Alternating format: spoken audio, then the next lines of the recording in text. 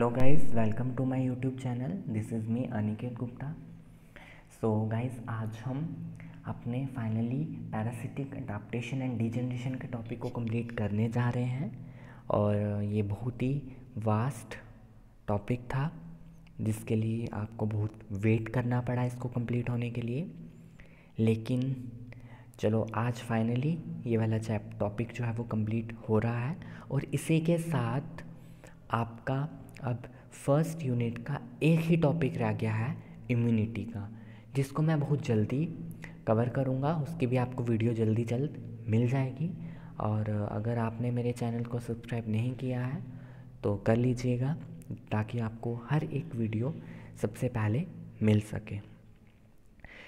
हमने दो तरह की अडाप्टेशंस को कंप्लीट कर लिया है, मॉर्फोलॉजिकल और फिजियोलॉजिकल। आज हम लास्ट अडाप्टेशन को डिस्कस करने जा रहे हैं, रिप्रोडक्टिव अडाप्टेशन। स्टार्ट करते हैं। रिप्रोडक्टिव अडाप्टेशन क्या थी कि जो भी रिप्रोडक्टिव पावर्स थी किसी भी पैरासाइट की, वो कैसे रिप्रोड्यूस कर पाएगा, कैसे अपने ऑफस्प्रिंग्स बना पाएगा, कैसे अपने एग्स दे पाएगा या लार्वास बना पाएगा, उनमें उन्होंने चेंजेस लाई। चेंजेस क्यों लाई?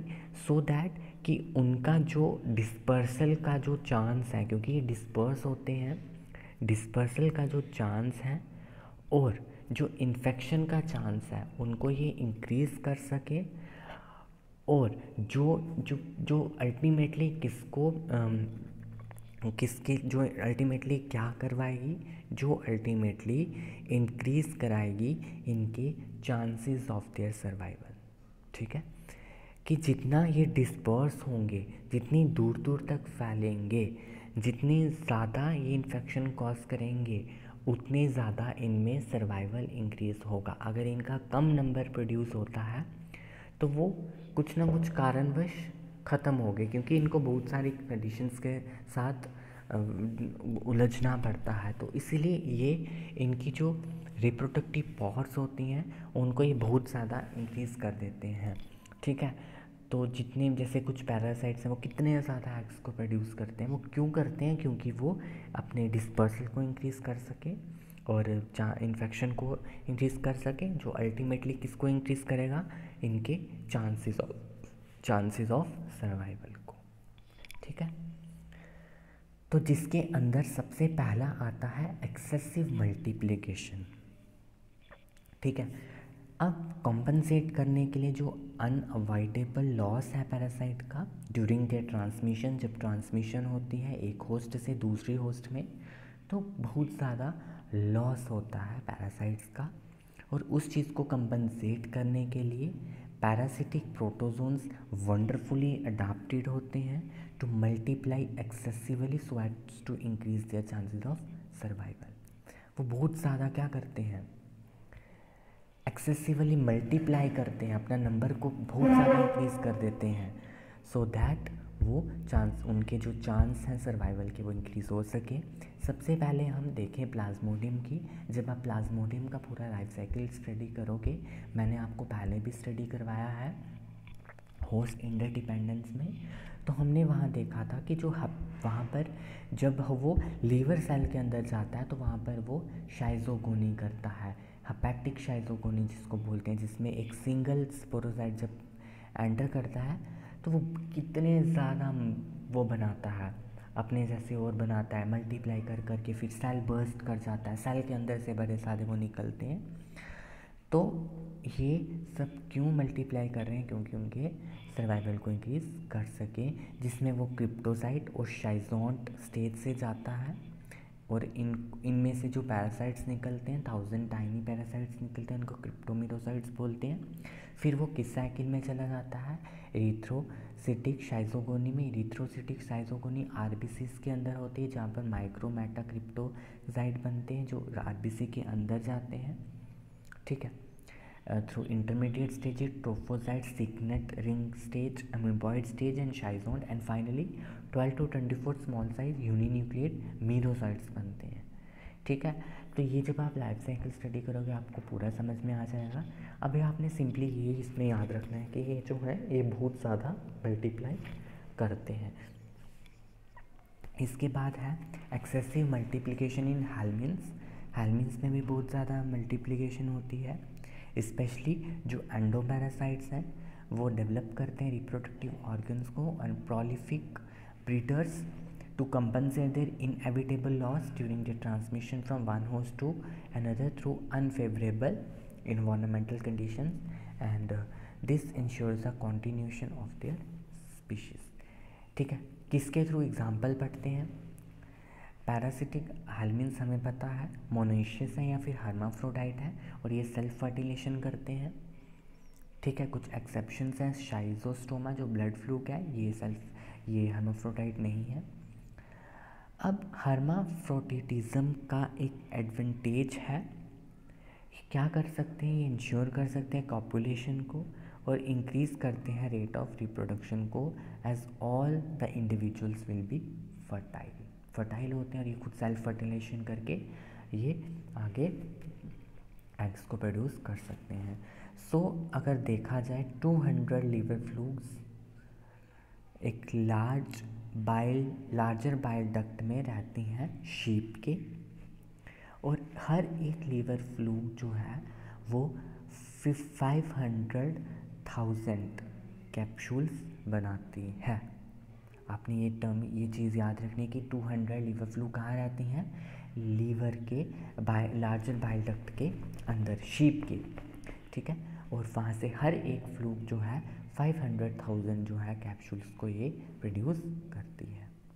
इसके बाद जो यूसेस्टोट्स हैं उनमें रिप्रोडक्टिव ऑर्गन्स रिपीट होते हैं ईच मैच्योर प्रोकैरियोट में। यूसेस्टोट्स हमें पता है सिस्टोटा, टेनियस ओलियम वगैरह, और टेनियस ओलियम के हमें पता है ना जो भी मैच्योर प्रोकैरियोट होती है हर मैच्योर प्रोकैरियोट में रिप्रोडक्टिव ऑर्गन होता ही होता है। तो जो मैच्योर प्रोकैरियोट होती है वहाँ पर मेल फीमेल रिप्रोडक्टिव ऑर्गन्स दोनों के दोनों प्रेजेंट होते हैं। ठीक है, और अगर हम बात करें टेनियस ओलियम में, इसमें जो gravid apolysis about gravid to 2500 apolysis होगा जो इसका पोस्टीरियर एंड होता है, वहाँ पर 2500 ग्रेविड प्रोग्लोटिड हर साल बनती हैं फॉर अबाउट 30 ईयर्स तक बनती हैं, और ईच प्रोग्लोटिड विल प्रोड्यूस 30,000 से 40,000 ऑन्कोस्पोर। फिर वो ऑन्कोस्पोर क्या बनते हैं, फर्टिलाइज्ड एग्स बनते हैं।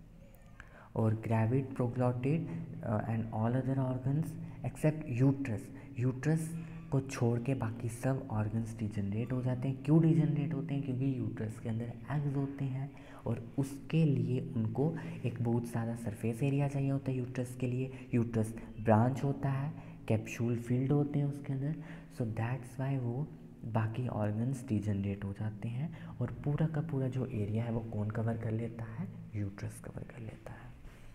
इसके बाद जो निमेटोड्स हैं ये यूनिसेक्सुअल हैं और डायशियस है, इसमें मेल फीमेल अलग होता है और ये बहुत लार्ज नंबर ऑफ कैप्सूल्स को प्रोड्यूस करते हैं।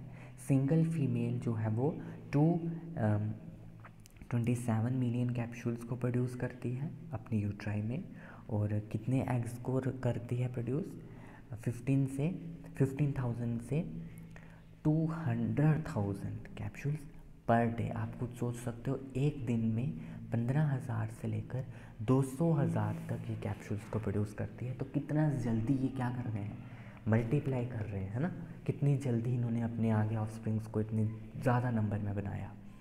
ठीक है, सिमिलरली एनकाइलोस्टोमा जो है हुकवर्म जिसको बोलते हैं, ये 10,000 से 20,000 एग्स पर डे प्रोड्यूस करता है।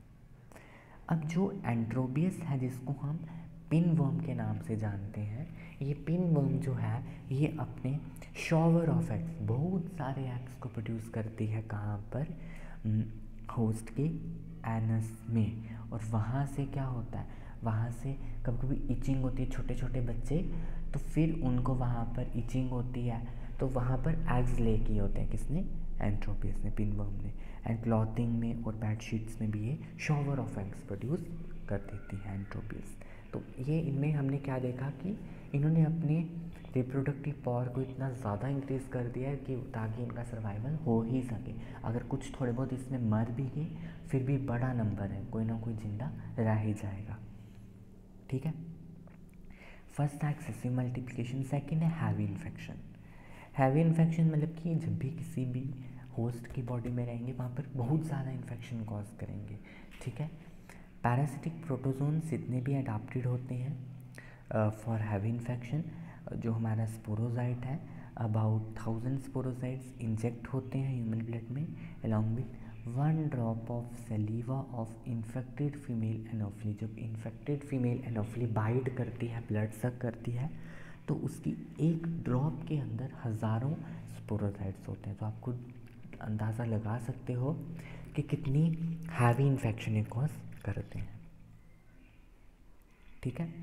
इसके बाद एक और है एंटोमीबा हिस्टोलिटिका, डायरेक्ट और ओरल होती है, जिसमें टेट्रा न्यूक्लिएट सिस्ट इंजेस्ट होती हैं विथ कंटामिनेटेड फूड, और उस सिस्ट के अंदर बड़े सारे क्या होंगे, पैरासाइट्स होंगे। इसके बाद है लार्वल मल्टीप्लिकेशन। लार्वल मल्टीप्लिकेशन भी क्या है, अगर to further compensate above loss, कुछ लॉस अगर एग्स में हो गया तो उसके बाद जो लार्वास बनेंगे वो भी एक एक लार्वा भी कहीं 20-20 लार्वा को आगे बनाएगा। हम पढ़ते हैं कैसे, ठीक है। इनमें एक एडिशनल मल्टीप्लिकेशन फेज़ आता है कुछ स्टेजेस में, इनके लाइफ साइकिल की कुछ जो स्टेजेस होते हैं वहाँ पर एक एडिशनल मल्टीप्लिकेशन फेज़ आता है, और जो further increases their chances of survival. ये अपने जो चांस सर्वाइवल के जो चांस हैं उनको और ज़्यादा इंक्रीज कर सकते हैं। In the life history of Fasciola hepatica, liver fluke के लाइफ साइकिल में सब there is larval multiplication by delayed polyembryony. अब इसमें होता क्या, सबसे पहले तो जो मीरासीडियम लार्वा है, मीरासीडियम लार्वा स्नेल की बॉडी के अंदर होता है। किसके अंदर होता है, स्नेल की बॉडी के अंदर। मीरासीडियम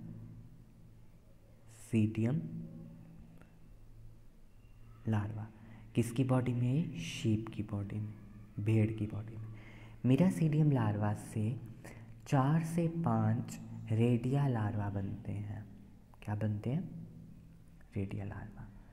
अब ये 4 से 5 रेडिया लार्वा में से जो एक रेडिया लार्वा है, RL में लिखता हूँ, एक रेडिया लार्वा 20 डॉटर रेडियाई को बनाता है।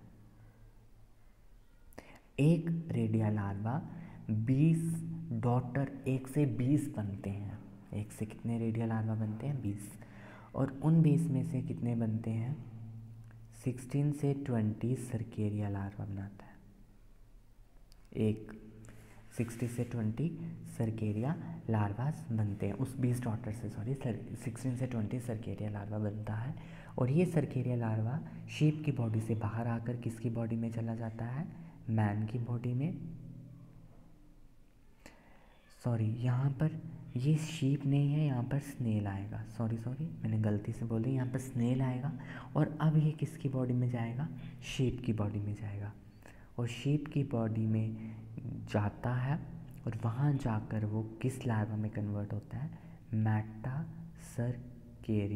लार्वा। सो आई होप आपको समझ आया हो।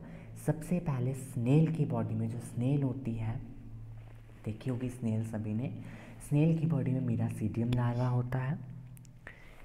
उसके बाद वो मीरासीडियम लार्वा 4 से 5 रेडिया लार्वा बनाते हैं। वो 4 से 5 रेडिया लार्वा में से एक रेडिया लार्वा 20 डॉटर रेडियाई को बनाता है, रेडिया को बनाता है। वो 20 डॉटर रेडिया लार्वा से 16 से 20 सर्केरिया लार्वा बनते हैं, और हर सर्केरिया लार्वा किसको छोड़ देता है, शीप को छोड़ देता है, और वहाँ से वो कहाँ चला जाता है, शीप की बॉडी, स्नेल को छोड़ देता है, शीप की बॉडी में जाता है, और शीप की बॉडी में जाकर वो मेटासर्केरिया लार्वा बन जाता है। तो ये था लार्वल मल्टीप्लिकेशन। सो लास्ट जो है वो है डिस्पर्सल। क्या है, डिस्पर्सल। बहुत सारे एंडोपैरासिटिक प्रोटोजोन्स में डायजेनेटिक लाइफ साइकिल है, जिसमें उनको दो होस्ट चाहिए उनके लाइफ साइकिल कंप्लीट करने के लिए। तो होता क्या है, एक होस्ट से दूसरी होस्ट की बॉडी में जाने के लिए किसी वेक्टर की नीड पड़ती है। किसकी नीड पड़ती है, कैरियर की नीड पड़ती है, ठीक है, और वो हमेशा प्रेजेंट रहेगा। जब डायजेनेटिक पैरासाइट होंगे उसमें एक वेक्टर ज़रूर रहेगा। सीसी fly is the vector of Trypanosoma Glossina palpalis, जिसका नाम है सीसी फ्लाई का नाम क्या है, ग्लॉसिना पैल्पैलिस, और ये किसकी वेक्टर है, ट्राइपैनोसोमा की। इसके बाद सैंड फ्लाई फिलोपोटमस, ये किसकी वेक्टर है, लिशमानिया की, ठीक है। फीमेल एनोफिली मस्कीटो, ये किसकी वेक्टर है, प्लाज्मोडियम की।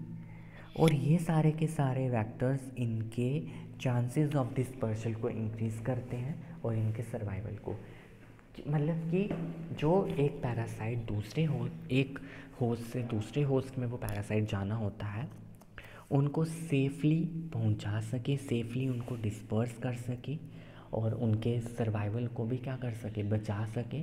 तो ये वेक्टर्स वहाँ पर रहते हैं और इन वेक्टर्स की हेल्प से ये एक होस्ट से दूसरी होस्ट में ये जाते हैं, कौन, पैरासाइट, ठीक है।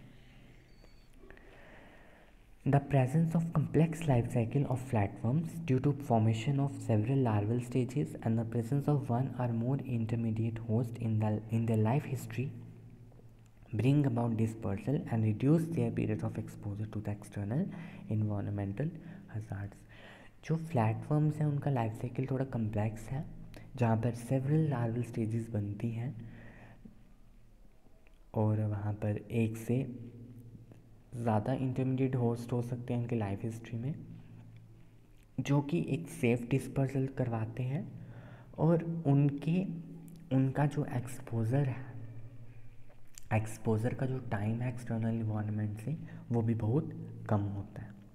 Similarly presence of vector host, जो वेक्टर होस्ट जितने भी प्रेजेंट हैं ये भी क्या करते हैं, इंश्योर करते हैं डिस्पर्सल ऑफ द स्पीशीज़, कि कैसे एक पैरासाइट जो है पैरासाइट होस्ट की एक होस्ट से दूसरी होस्ट में जा सके, ठीक है।